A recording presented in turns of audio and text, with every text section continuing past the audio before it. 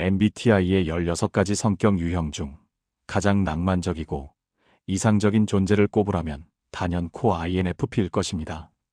이들을 수식하는 단어들은 언제나 동화 속 한 장면처럼 몽환적이고 신비롭습니다. 순수함, 열정, 상처 입은 치유자, 영원히 꿈꾸는 소년-소녀, 삭막한 자본의 논리가 지배하는 이 차가운 현실의 대지 위에서도 이들은 보이지 않는 가치와 사랑, 이상의 꽃밭을 기어이 가꾸어내는 타고난 로맨티스트들입니다. 이들은 타인의 고통에 누구보다 깊이 공명하고 눈에 보이는 세속적인 성공보다는 영혼의 울림과 진정성을 쫓아 헤매는 그야말로 효율성만을 강요하는 이 시대의 마지막 시인과 같은 존재들입니다. 남들이 무심코 지나치는 길가의 들꽃에서 우주를 발견하고 타인의 스쳐 지나가는 눈빛에서 깊은 슬픔을 읽어내는 이 섬세한 영혼들은 우리 사회가 잃어버린 인간다움을 지키는 최후의 보루이기도 합니다. 하지만 우리는 이들의 맑은 눈망울 뒤에 숨겨진 거대한 우주와 그 이면에 자리 잡은 필연적인 고독을 과소평가해서는 안 됩니다. 겉으로 보이는 그들의 유약함과 부드러움은 결코 그들이 약해서가 아닙니다. 그것은 오히려 내면의 신념이 너무도 확고하고 거대하여 비정한 현실과 끊임없이 충돌하며 빚어낸 영광스러운 생체이기 때문입니다. INFP의 내면, 가장 깊은 곳에는 그 어떤 혁명가보다 뜨겁고 격정적인 불꽃이 타오르고 있습니다. 그들은 자신만의 완벽한 이상향을 마음속에 건설해두고 그 고결한 기준에 미치지 못하는 부조리한 현실, 가식적인 인간관계, 의미 없는 경쟁과 끊임없이 싸우는 고독한 내적 투쟁을 평생 이어가고 있습니다. 겉으로는 조용히 미소 짓고 있을지라도 그들의 속은 치열한 전쟁터와 같습니다. 그렇기에 역설적이게도 가장 높고 아름다운 곳을 나는 이 영혼들이 무너질 때는 가장 비현실적이고 참혹한 절망을 맛봅니다.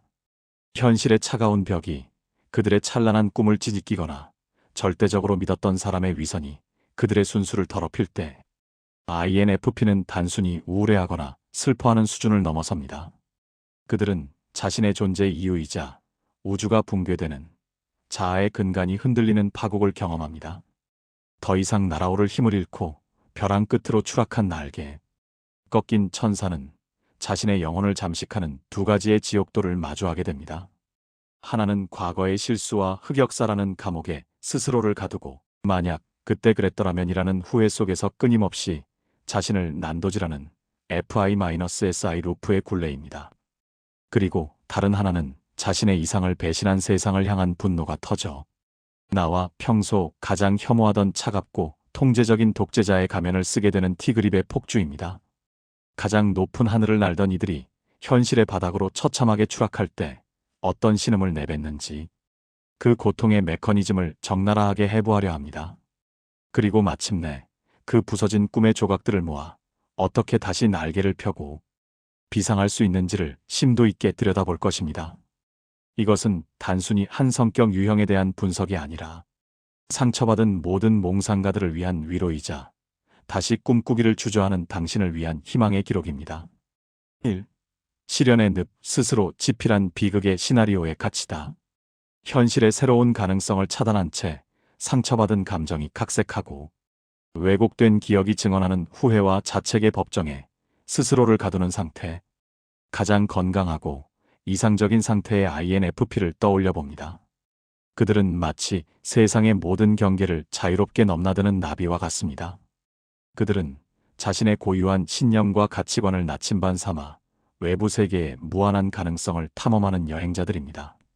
남들이 무심코 지나치는 평범한 일상 속에서도 반짝이는 의미를 발견하고 삭막한 현실에 기발한 상상력과 따뜻한 숨결을 불어넣어 전혀 새로운 아름다움으로 재탄생시키는 삶의 연금술사들입니다. 이때의 INFP는 세상을 향해 활짝 열려 있으며 그들의 호기심은 타인에게 영감을 주고 주변을 생동감 넘치는 색채로 물들입니다. 하지만 감당하기 힘든 인생의 시련이 거대한 파도처럼 덮쳐올 때 이 아름다운 비행은 멈춥니다. INFP는 고통으로부터 자신의 여린 자아를 보호하기 위해 세상과 소통하던 유일한 창문이자 산소 호흡기인 외향직관을 가장 먼저 걸어 잠급니다. 세상은 너무 잔인해. 더 이상 상처받고 싶지 않아. 새로운 희망 따위는 고통의 연장일 뿐이야. 그들은 가능성으로 가득 찬 푸른 하늘을 버리고 익숙하고 안전하지만 퀴퀴한 곰팡내로 가득 찬 기억의 지하실, 내향 감각의 방공호로 깊숙이 숨어듭니다. 흐르지 않는 물이 썩어가듯 외부의 신선한 자극과 아이디어가 차단된 INFP의 내면은 급속도로 고립되기 시작합니다. 이때 그들의 머릿속에서는 아주 위험하고 폐쇄적인 회로가 작동합니다. 바로 내향 감정 마이너스 내향 감각의 루프입니다. 이것은 마치 팩트와 미래가 사라진 밀실에서 우울한 감정과 과거의 후회, 단둘이서 나누는 위험한 대화와 같습니다.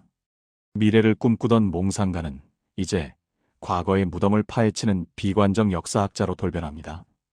깊고 우울한 감정이 나는 지금 너무 비참하고 구제불능이야라고 속삭이면 편협한 기억들이 튀어나와 맞아. 너 3년 전에도 실패했고 5년 전 그날도 망쳤잖아라며 잔인한 확인 사살을 합니다. 객관적인 현실이나 이번엔 다를 수 있어라는 희망의 목소리는 철저히 배제됩니다. 이 밀실에서 INFP는 과거의 실수, 얼굴이 화끈거리는 흑역사, 하지 말았어야 했던 말들을 고화질, 슬로 비디오로 무한히 재생하며 스스로를 고문합니다. 객관적인 현실의 빛은 차단되고 오직 스스로 편집한 왜곡된 기억만이 진실로 둔갑하는 거울의 방. 이것이 바로 시련에 빠진 INFP가 겪는 첫 번째 지옥도입니다. 징후 1 나노 단위의 기억 조작과 자기 학대. 2단계에 진입한 INFP의 머릿속에는 24시간 꺼지지 않는 고통의 편집실이 가동됩니다. 마치 고장난 비디오 플레이어처럼 인생의 가장 수치스럽고 끔찍했던 순간들만을 골라내어 무한 반복 재생합니다. 문제는 이 기억들이 객관적인 사실, 그대로 보존된 기록물이 아니라는 점입니다. 이들은 현재 자신의 우울한 감정이라는 필터를 렌즈에 끼우고 과거의 기억을 더 비참하고 부정적인 방향으로 교묘하게 각색하고 왜곡하는 악마의 편집을 자행합니다.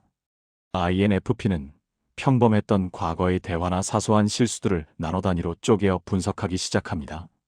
남들은 기억조차 하지 못하는 찰나의 순간, 0.1초의 침묵, 스쳐 지나간 눈빛 하나를 비관의 현미경으로 확대하여 대역죄 수준의 거대한 의미를 부여합니다. 그때 그 사람이 웃으면서 말하긴 했지만 눈꼬리는 미세하게 떨렸어. 그건 나를 귀여워한 게 아니라 속으로 한심한 녀석이라고 비웃었던 게 분명해.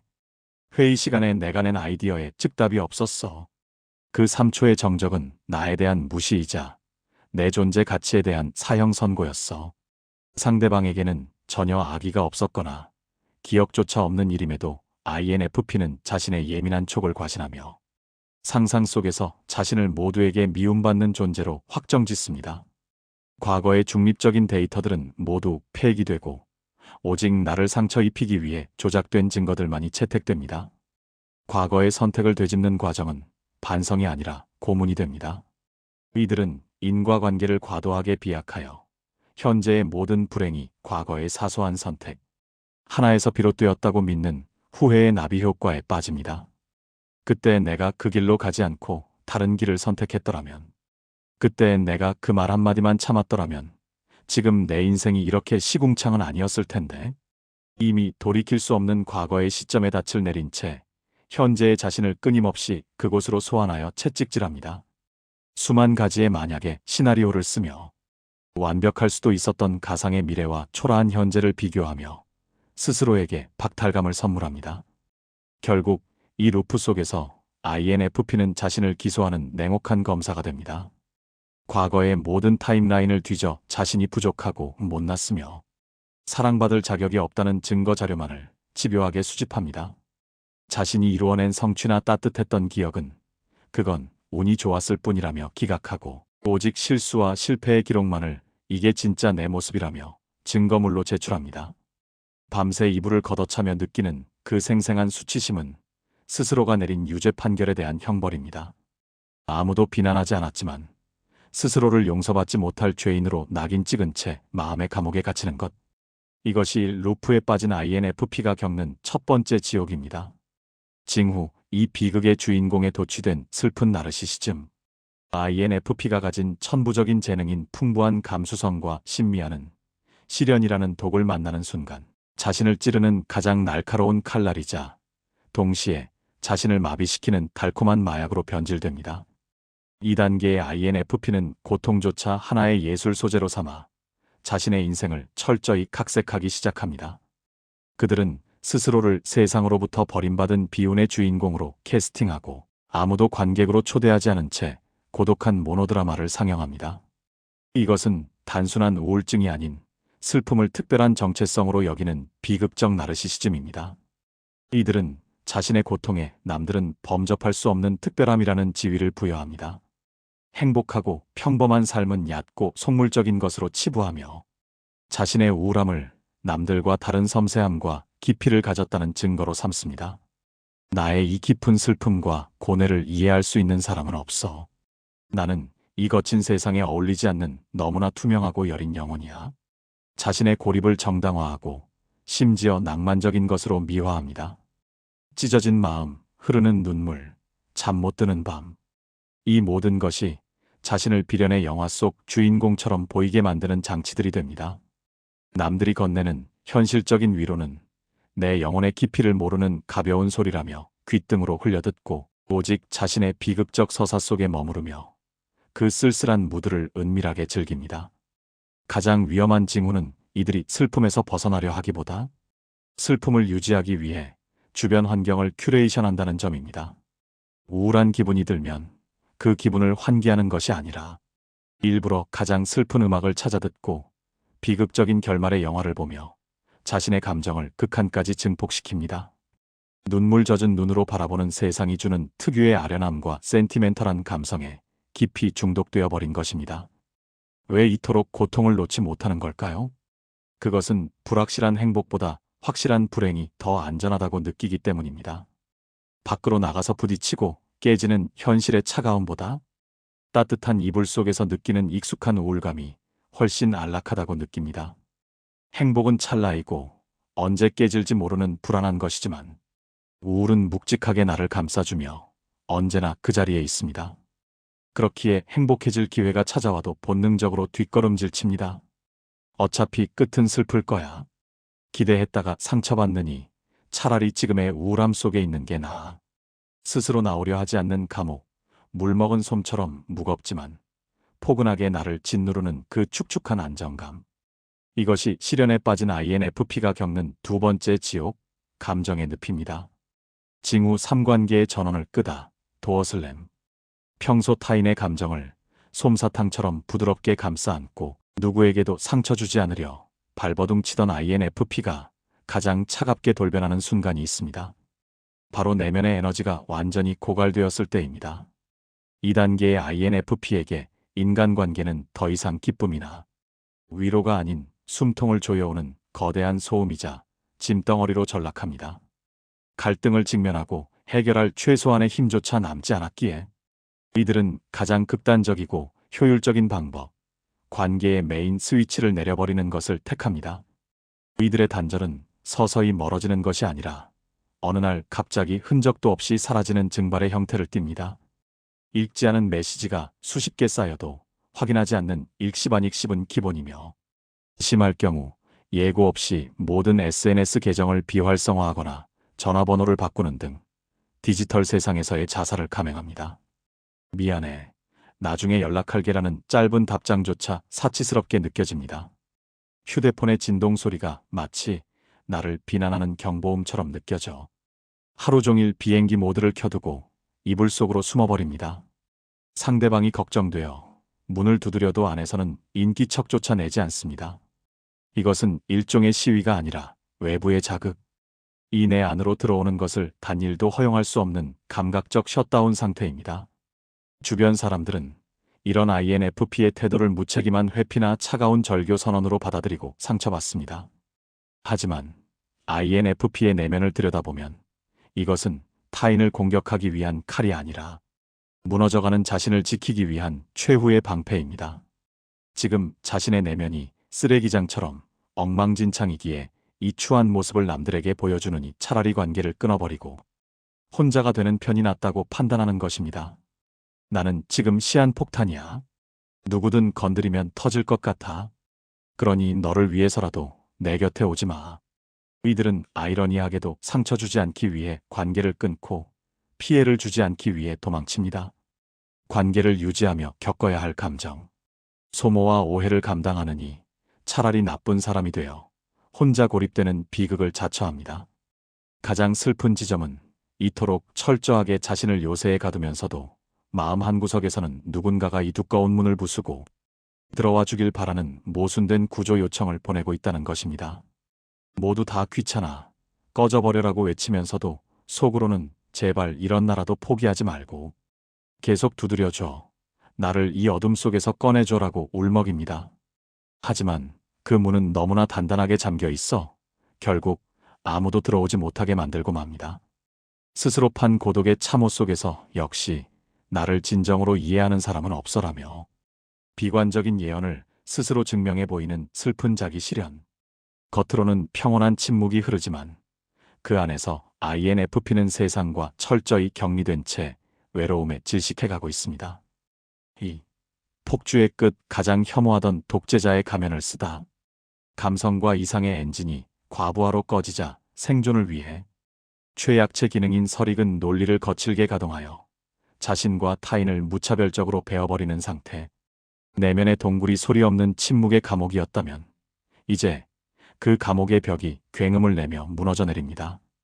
혼자만의 인내와 사귐으로도 도저히 해결되지 않는 극한의 스트레스가 임계치를 넘어서는 순간 INFP의 정신은 생존을 위해 가장 위험하고도 극단적인 비상 버튼을 누르게 됩니다.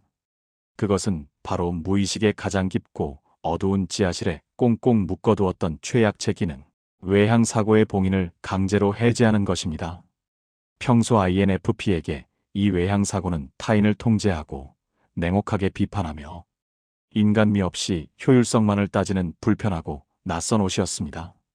그들은 이 기능을 사용하는 것을 본능적으로 꺼려왔습니다.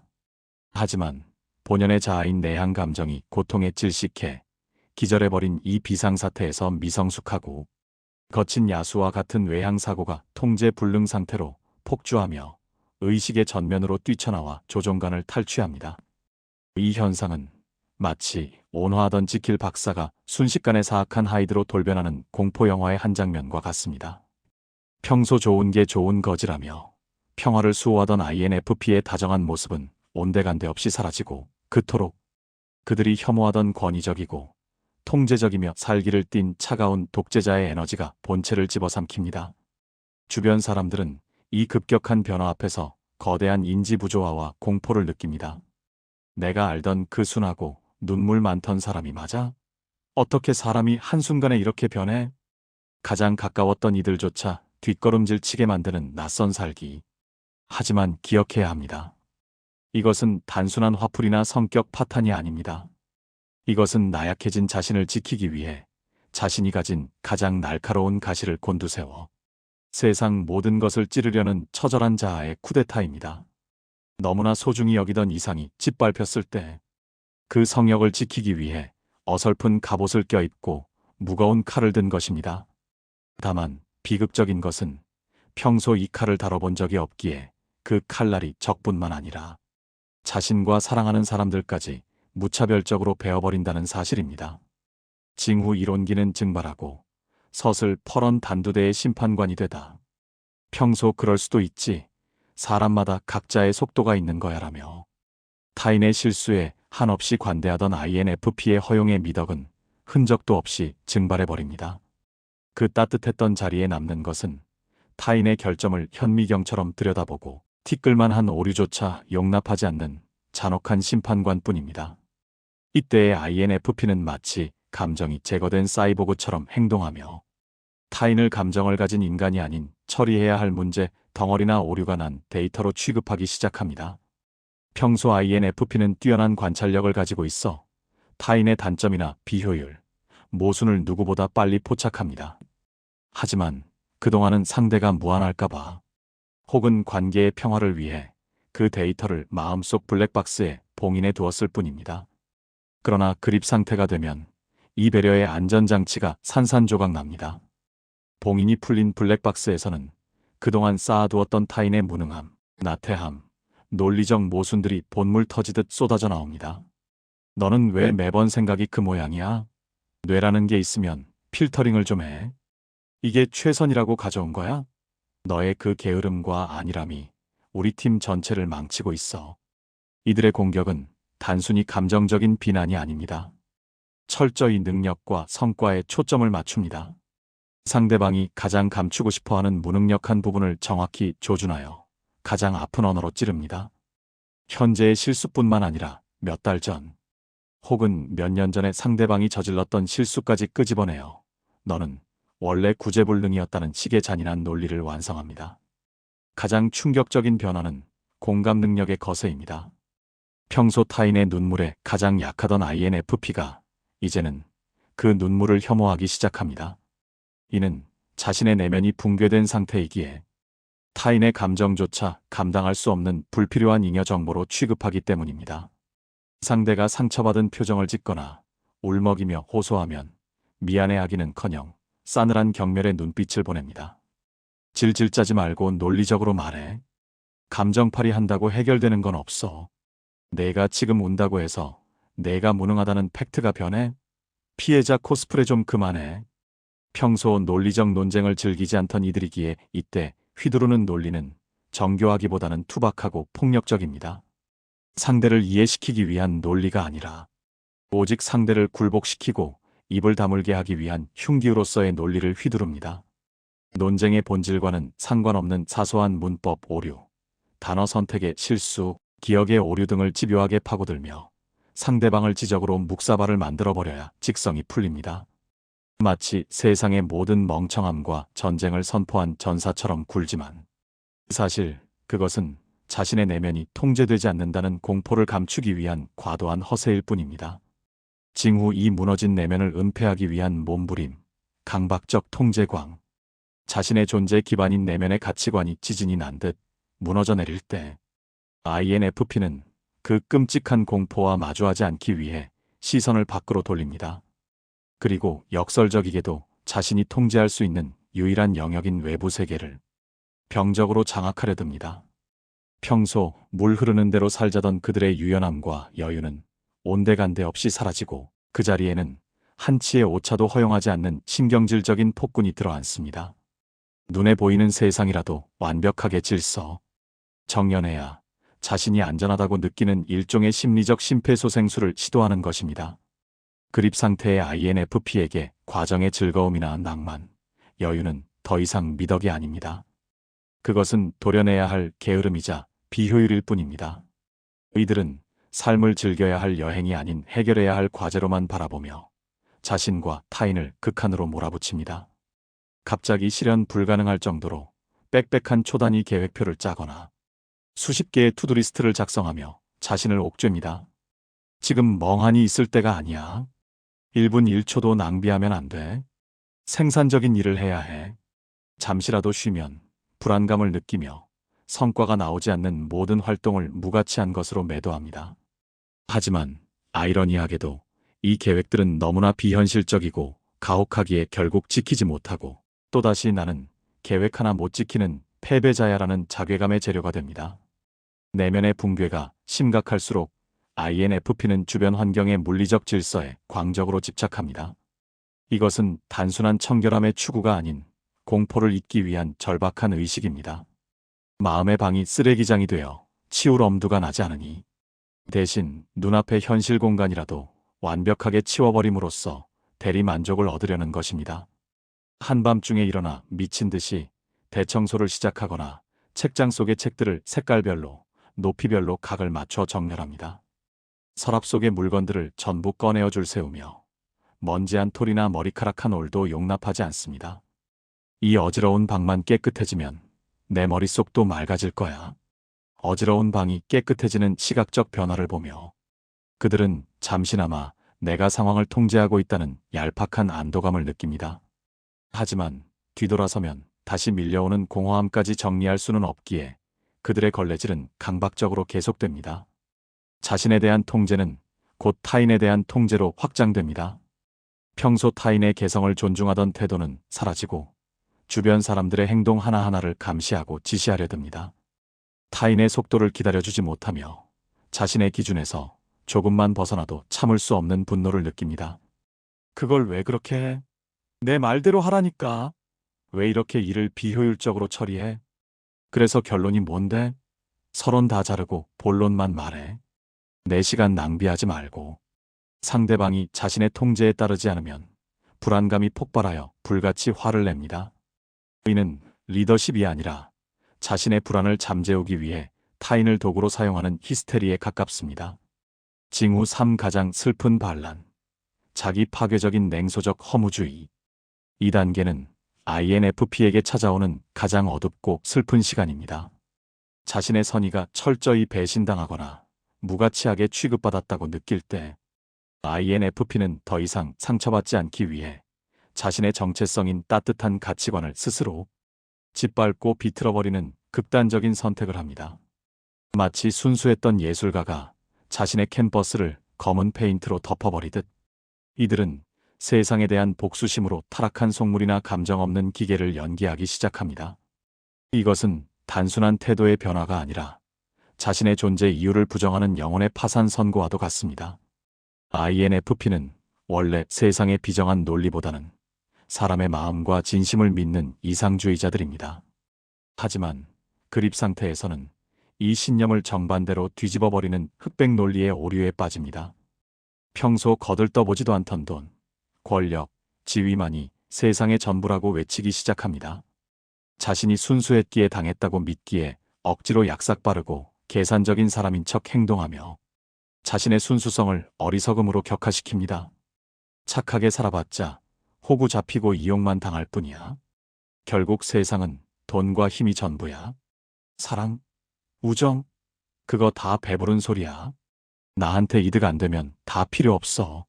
남들이 보기에 눈살이 찌푸려질 정도로 냉혹한 척하지만 사실 그가면 뒤에는 피를 흘리고 있는 여린 자아가 숨어 있습니다. 맞지 않는 옷을 입은 듯한 그들의 악역 연기는 어설프고 위태로워 보입니다. 자신이 더 이상 순수할 수 없다는 절망감은 타인의 순수함을 공격하는 형태로 나타납니다. 누군가 선의를 베풀거나 진심을 이야기하면 그것을 견디지 못하고 맹렬하게 비꼬거나 조롱합니다. 타인의 호의를 가식이나 위선으로 매도합니다. 세상에 진실한 것은 없다고 믿어야 자신의 고통이 정당화되기 때문입니다. 특히 타인의 순수한 모습에서 과거의 자신을 발견할 때 공격성은 극에 달합니다. 너도 당해봐야 정신 차리지. 세상이 그렇게 꽃밭인 줄 알아? 그들을 향한 독설은 사실 과거의 나에게 제발. 도망쳐, 세상은 위험해. 꿈꾸지 말라고 외치는 비명과 같습니다. 타인의 꿈을 짓밟음으로써 자신의 무너진 꿈을 위로하려 하는 슬픈 자기 혐오의 표출입니다. 이토록 차가운 허무주의에 빠지는 근본적인 이유는 역설적으로 그들이 너무나 간절히 희망을 원했기 때문입니다. 또다시 믿었다가 배신당하는 아픔을 겪느니 차라리 세상은 원래 쓰레기야라고 결론 지어버리는 편이 안전하다고 느낍니다. 이 냉소적인 태도는 더 이상의 실망을 막기 위해 두르는 가시 돋친 갑옷입니다. 하지만 이 갑옷은 타인을 찌를 뿐만 아니라 갑옷 안에 갇힌 INFP 자신의 숨통마저 서서히 조여옵니다. 입으로는 세상은 썩었어라고 침을 뱉지만 그들의 눈동자는 흔들리고 있습니다. 누군가가 제발 나타나서 이 끔찍한 가설이 틀렸음을, 세상은 아직 살만하고 아름다운 곳임을 증명해 주기를 그 누구보다 간절히 기다리고 있는 구조 신호입니다. 3. 회복의 열쇠 닫힌 방문을 열고 미지의 바다로 항해하라. 무너져 내린 INFP를 구원하는 것은 역설적이게도 힘내라는 따뜻한 위로의 말도 이렇게 하면 해결되라는 차가운 논리적 설득도 아닙니다. 지금 당신의 내면은 언어가 닿지 않는 깊은 심연에 잠겨 있기에 그 어떤 복잡한 심리 상담이나 정교한 조언도 물먹은 솜처럼 무겁게 가라앉을 뿐입니다. 많은 INFP들이 이 수렁에서 빠져나오기 위해 두 가지 잘못된 방법을 시도합니다. 하나는 내가 왜 그랬을까를 끊임없이 되뇌며 과거의 데이터를 쥐어짜는 반성이고, 다른 하나는 정신 차리고 똑바로 살자며 스스로를 채찍질하는 강박적 계획입니다. 하지만 단언컨대 이 두 가지 방법은 당신을 더 깊은 늪으로 끌고 들어갈 뿐입니다. 당신은 지금 생각해서 불행한 것이므로 생각으로는 결코 그곳을 빠져나올 수 없습니다. 오염된 우물 안에서 아무리 물을 퍼올려봤자 그 물은 여전히 썩어 있을 뿐입니다. 이 깊고 끈적한 질식 상태에서 당신을 건져 올릴 유일하고도 가장 강력한 동아줄은 바로 당신이 태어날 때부터 지니고 있었던 마법과도 같은 재능, 외향직관을 강제로 깨우는 것뿐입니다. 그것은 바로 새로운 가능성과의 만남입니다. 지금 당신은 빛이 차단된 좁은 방 안에서 이미 지나가 버린 과거의 장면들이 담긴 낡은 앨범만 먼지가 쌓이도록 들여다보고 있습니다. 고개를 들어 굳게 닫힌 창문을 바라보십시오. 그리고 그 창문을 활짝 열어젖히십시오. 당신이 방구석에서 시들어가는 동안에도 창밖의 세상은 여전히 광활하고 기이하며 가슴 뛰는 흥미로운 이야기들로 가득 차 있습니다. 당신의 영혼은 고여있는 웅덩이가 아닙니다. 당신은 새로운 곳으로 흐르고 낯선 풍경과 부딪히며 끊임없이 형태를 바꾸는 흐르는 강물이어야 합니다. 정체는 곧 당신에게 죽음과도 같습니다. 익숙한 슬픔, 익숙한 천장, 익숙한 자책을 버리고 밖으로 나가십시오. 목적지가 없어도 좋습니다. 지도가 없어도 괜찮습니다. 당신에게 필요한 것은 완벽한 계획표가 아니라 저 모퉁이를 돌면 무엇이 있을까? 라고 묻는 호기심의 스위치를 다시 켜는 일입니다. 예측할 수 없는 우연, 낯선 텍스트가 주는 충격, 전혀 다른 세상과의 접속. 이 외부의 신선한 공기가 당신의 폐부 깊숙이 들어오는 순간 멈췄던 당신의 심장은 다시 뛰기 시작할 것입니다. 상상력이라는 돛을 올리고 과거라는 낡은 항구를 떠나 가능성의 바다로 항해를 시작하십시오. 그것만이 당신이 살 길이며 가장 INFP다운 부활의 서막입니다. 스텝 1. 인지적 환기 무거운 외를 버리고 가벼운 만약에를 띄워라. 가장 먼저 시급하게 수행해야 할 미션은 당신의 뇌를 지배하고 있는 질문이 알고리즘을 강제로 변경하는 것입니다. 지금 당신의 머릿속은 온통 왜라는 단어로 가득 차 있을 것입니다. 나는 왜 그때 그런 말을 했을까? 왜 나에게만 이런 일이 생길까? 도대체 내 성격은 왜 이 모양일까? 이 왜라는 질문은 겉보기엔 원인을 분석하는 것처럼 보이지만 실상은 당신을 과거의 실패라는 감옥으로 끌고 들어가 쇠사슬로 묶어버리는 가장 악랄한 간수입니다.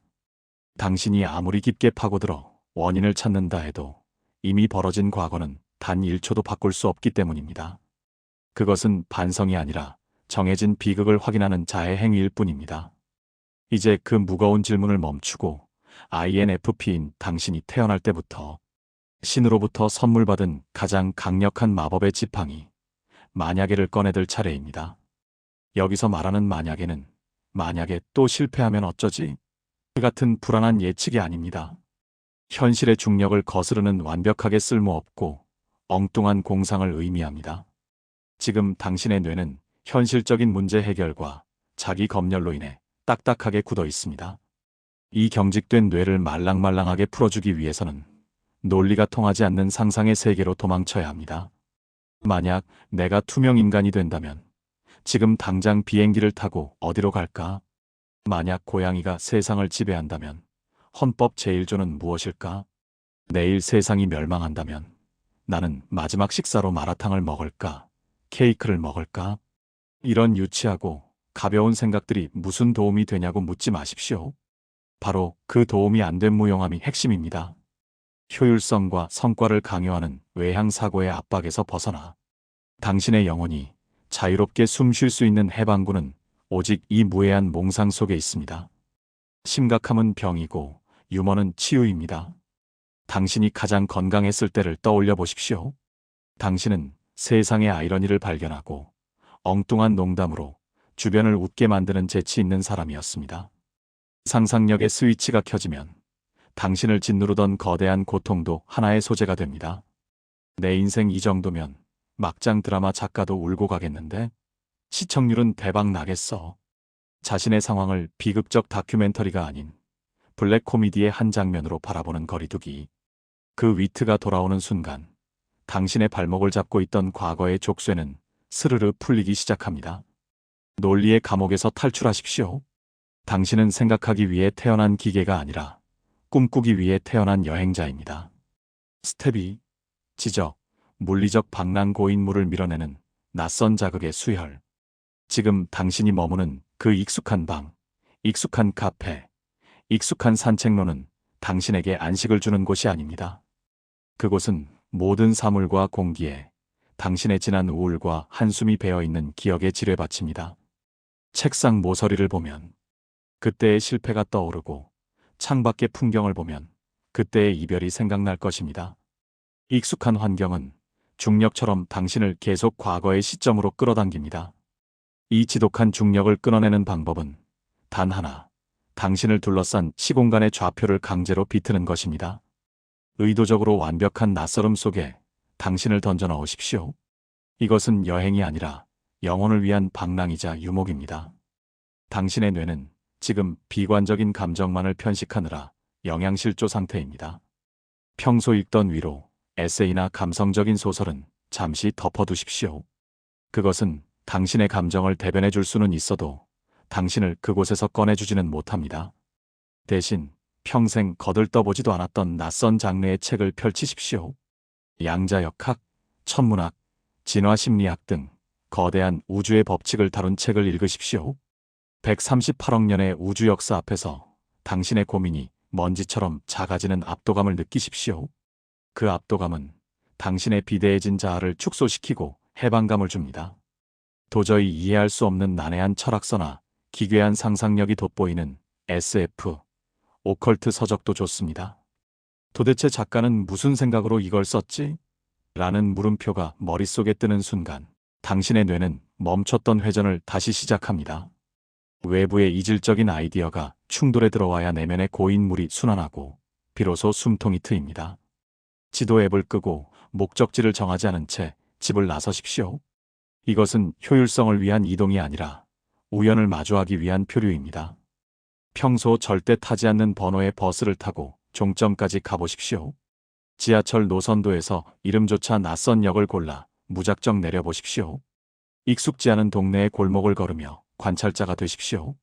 낡은 간판에 독특한 서체, 스쳐 지나가는 타인들이 알 수 없는 표정, 낯선 빵집에서 흘러나오는 갓 구운 빵 냄새, 처음 듣는 거리의 소음.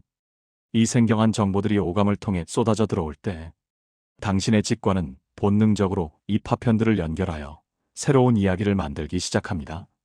저 사람은 어디로 가는 걸까? 이 골목 끝에는 무엇이 있을까? 내면을 향해 칼을 겨누던 에너지가 외부 세계를 향한 호기심으로 전환되는 그 순간 당신은 비로소 과거에 갇힌 피해자라는 배역을 벗어던지고 미래를 탐험하는 모험가로 다시 태어날 수 있습니다. 스텝 3. 예술적 승화 고통을 황금으로 바꾸는 영혼의 연금술. 거친 호흡이 잦아들고 낯선 세상의 공기로 폐를 채웠다면 이제 마지막 의식이 남았습니다. 그것은 바로 내면 깊은 곳에 앙금처럼 가라앉아 있는 고통의 찌꺼기를 밖으로 꺼내어 눈부신 황금으로 바꾸는 작업입니다. INFP인 당신은 태어날 때부터 삶을 단순한 생존이 아닌 하나의 거대한 이야기로 바라보는 타고난 이야기꾼입니다. 당신에게 가장 큰 불행은 시련 그 자체가 아니라 그 시련이 아무런 의미 없이 끝나는 것입니다. 이제 펜을 쥐고 당신의 인생 시나리오를 수정하십시오. 지금까지 당신은 악당 현실에게 당하기만 하는 무력한 피해자 역할을 자처했을지도 모릅니다. 하지만 오늘부터는 장르를 바꿔야 합니다. 당신의 실패와 흑역사는 비극적인 결말이 아닙니다. 그것은 영웅이 각성하기 위해 반드시 거쳐야만 하는 시련의 동굴이자 이야기의 클라이맥스를 위한 극적인 복선입니다. 나는 실패한 패배자가 아니다. 나는 지금 더 깊고 울림 있는 이야기를 쓰기 위해 지옥이라는 가장 험난한 현장 취재를 무사히 마치고 돌아온 작가다.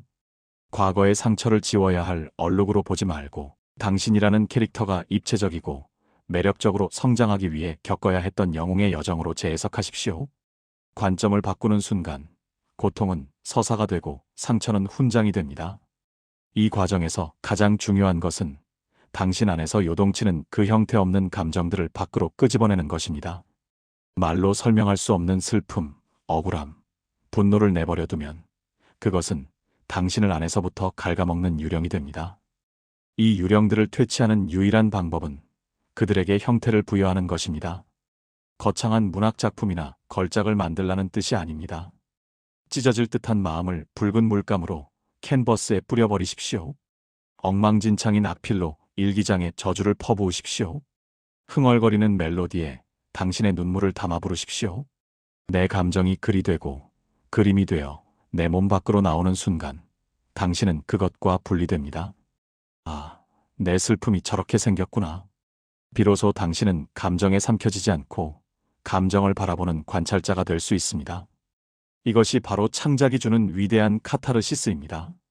당신이 그토록 아팠던 이유는 당신이 약해서가 아니라 세상의 명암을 남들보다 수십 배 더 세밀하게 포착해내는 고해상도의 영혼을 가졌기 때문입니다. 당신의 예민함은 결함이 아니라 타인의 미세한 떨림과 숨겨진 고통을 감지하는 고성능 레이더입니다. 자신의 상처를 예술로 승화시킨 당신은 이제 세상의 모든 아픈 이들을 품을 수 있는 상처 입은 치유자로 거듭납니다. 진흙탕 속에서 연꽃이 피어오르듯 당신의 가장 깊은 절망 속에서 피어난 통찰은 훗날 누군가의 생명을 구하는 동아줄이 될 것입니다. 당신의 고통은 헛되지 않았습니다. 그것은 당신만이 쓸 수 있는 가장 아름다운 이야기의 첫 문장이 될 것입니다. 그러니 이제 쓰십시오. 그리십시오. 노래하십시오. 당신의 부활을. 긴 글을 통해 당신이 왜 그토록 아파했고 때로는 낯선 사람처럼 날카로워졌는지를 숨가쁘게 따라왔습니다. 이제 마지막으로 이 편지를 당신의 영혼 깊은 곳에 띄워보냅니다. 당신이 지금 날개를 웅크리고 어두운 방 안에 숨어있는 이유는 당신이 날지 못하는 나약한 존재여서가 아닙니다. 단지 당신이 비행하기에 잠시 날씨가 너무 험했을 뿐입니다.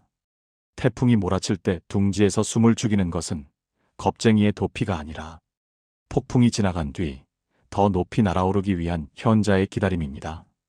당신은 멈춘 것이 아니라 내면의 뿌리를 더 깊고 단단하게 내리고 있는 중입니다.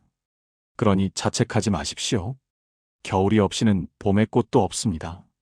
세상은 당신에게 철 좀 들어라, 현실을 직시하라며 당신의 순수한 꿈을 비웃었을지도 모릅니다. 하지만 그들의 말에 속지 마십시오. 당신의 이상주의는 세상 물정 모르는 순진함이나 미성숙함이 아닙니다. 그것은 모두가 어쩔 수 없어라며 타협하고 포기할 때 홀로 그래도 더 나은 세상이 있을 거야 라고 외치며 어둠을 밝히는 인류의 등불입니다. 삭막한 무채색의 세상에 색을 입히고 차가운 시스템에 온기를 불어넣는 것은 오직 당신만이 할 수 있는 고유한 성역입니다. 당신의 예민함은 세상을 구원할 사랑의 다른 이름입니다. 이제 그만 혼자만의 동굴에서 걸어 나오십시오. 당신을 지키기 위해 입었던 차가운 논리와 냉소라는 맞지 않는 갑옷은 이제 벗어던지십시오. 당신은 칼로 싸우는 전사가 아니라 빛으로 어둠을 몰아내는 마법사입니다. 당신의 투박하고 서툰 논리가 아니라 당신의 반짝이는 아이디어와 따뜻한 진심으로 세상에 말을 거십시오. 사람들은 당신의 완벽함이 아니라 당신의 진솔함에 감동하고 위로받습니다. 상처받는 것을 두려워하지 마십시오. 깨진 도자기를 황금으로 이어붙여 더 아름다운 예술품으로 만드는 킨츠기처럼 당신의 상처는 흉터로 남지 않고 아름다운 무늬가 될 것입니다. 가장 깊은 절망을 겪어본 사람만이 가장 높은 희망을 노래할 수 있습니다. 찢어진 마음은 더 단단한 새살로 차오르고 눈물에 젖었던 날개는 햇살을 받아 더욱 영롱하게 빛날 것입니다. 이제 굳게 닫았던 마음의 창문을 활짝 열고 차가운 새벽 공기를 깊이 들이마시십시오. 보이십니까? 저 지평선 너머에서 당신을 기다리는 새로운 태양이 떠오르고 있습니다. 망설이지 말고 박차고 날아오르십시오. 당신만의 몽환적이고 아름다운 비행을 다시 시작할 시간입니다. 당신의 이야기는 결코 여기서 끝나지 않습니다. 지금부터가 진짜 시작입니다.